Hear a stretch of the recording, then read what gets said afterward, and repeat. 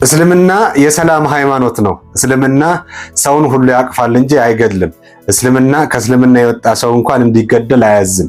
ለእንስሳ እንኳን አስተራረድና አገዳደልን እንኳን የሚያዝል ሃይማኖት ነው ብለው የሚከራከሩ ድንቆች ሰሞኑ በዚህ መንደር አይቻሉ። ይሄ መልእክት ሊያስፈርዱ ስለሚችሉ ክርስቲያኖች ሁላችሁም 20 ጊዜ ኮፒ ሊንክ እያደረጋችሁ እንድትጀምሩና ስክሪኑን ጫን ስትሉት የሚመጣላችሁን ቀይ የለም ሴንድ እያደረጋችሁ እንድትወርዱ እጋብዛችኋለሁ። ተከተሉ። ከቪዲዮቹና ከክሶቹ ባለፈ እውነትን ለመናገር እስልምና ከእስልምና የወጡትን ያቃጥላል፣ ያርዳል፣ እስልምና አጋር የሚላቸውን ክርስቲያኖችና አይሁዶችን መግደልን ያዛል። እስልምና ሙስሊም ያልሆኑትን ሰዎች በየመንገዱ ማስጨነቅንና መግደልን ያዛል። ወደ ጽፎቹ እንሂድ። ከሐዲስ ስንጀምር ሳይ አልቡኻሪ ቅጽ 1 መጽሐፍ 2 ሐዲስ 24 ላይ እንደዚህ ይላል። የአላህ መልእክተኛ እንዲህ አሉ፣ ከአላህ ሌላ ሊመለክ የሚገባው ሌላ አምላክ አለመኖሩንና መሐመድም የእርሱ መልእክተኛ ነው ብለው እስኪመሰክሩ ድረስ፣ ሰላትን በትክክል እስከሚሰግዱ ድረስ፣ ግዴታ ምጽዋትን እስከሚከፍሉ ድረስ ሰዎችን እንድገላቸው ታዝዣለሁ። ይህንን ካደረጉ ሃይማኖታቸውና ንብረታቸውን ከኔ ያድናሉ። ሰዎችን እንድገላቸው ታዝዣለሁ። ስለዚህ በእስልምና አላህ አምላክ መሐመድ ደግሞ የአላህ መልእክተኛ እንደሆነ የማያምን ሰው በእስልምና እንቀጥል። ደግሞ በሱራ ምዕራፍ 9 ቁጥር 5 ላይ ደግሞ እንደዚህ ይላል፣ የተከበሩ ወሮችን ባለቁ ጊዜ አጋሪዎችን ባገኛችሁባቸው ስፍራ ግደሏቸው፣ ያዟቸው፣ ክበቧቸው፣ ለእነርሱም በየመንገዱ ተቀመጡ።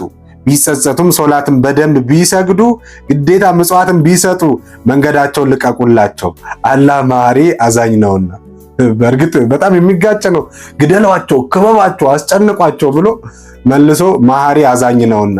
የማርካቸው እኮ ምጽዋትን ስለመከፈሉ ነው እንጂ አላህ አዛኝና መሐሪ ስለሆነ አይደለም። ኤኒዌይስ በእስልምና እንደዚህ ነው። ግደሏቸው፣ ያዟቸው፣ ክበቧቸው።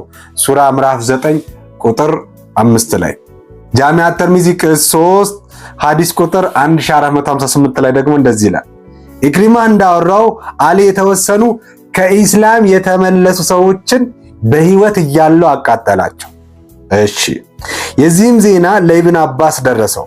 እርሱም እንዲህ አለ፣ ለኔ ቢሆን ኖሮ ነብዩ አንድ ሙስሊም ከሃይማኖት ቢወጣ ግደሉት ብለው ባሉት መሰረት እገላቸው ነበር።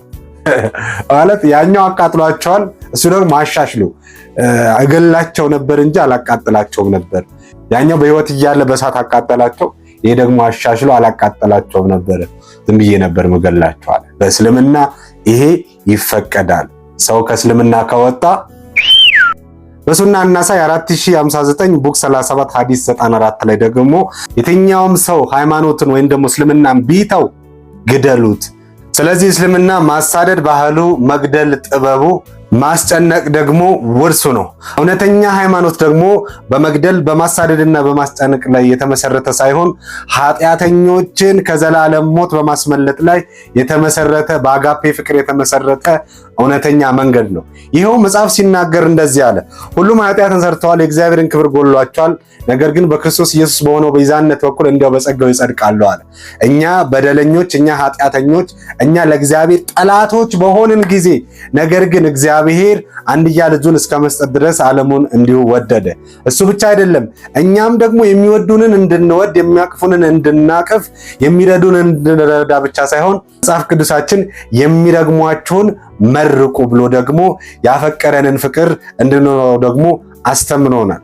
በዮሐንስ ወንጌል ምዕራፍ 3 ቁጥር 16 ላይ ዓለምን እንዲያው እስከ መውደድ ድረስ ነፍሱን እንደሰጠ ደግሞ ይነግረንና በአንደኛ ዮሐንስ መልእክት ምዕራፍ 3 ቁጥር 16 ላይ ደግሞ እርሱ ስለኛ ነፍሱን አሳልፎ ሰጥቷልና እኛ ደግሞ ለሌሎች ነፍሳችንን እንድንሰጥ ይነግረናል። እየረገማችሁን የምንመርቅ፣ እያሳደዳችሁን የምንጸልይላችሁ እኛ ፍቅር ከሆነው ጌታ ፍቅር የተማርን የእውነተኛው መንገድ ተጓዦች ነን። ስለዚህ ዛሬ ሙስሊምም ወገኖቼ ወደዚህ እውነተኛው መንገድ እንድትመጡ ጥሪ አደርግላችኋለሁ።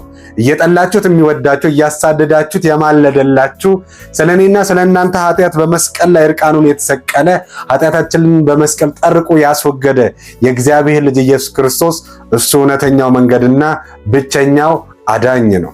መጽሐፍ ቅዱሳችንም በአንደኛ ዮሐንስ መልእክት ምዕራፍ 5 ቁጥር 20 ላይ የእግዚአብሔር ልጅም እንደመጣ እውነተኛም የሆነውን እናውቅ ዘንድ ልቡናን እንደሰጠን እናውቃለን።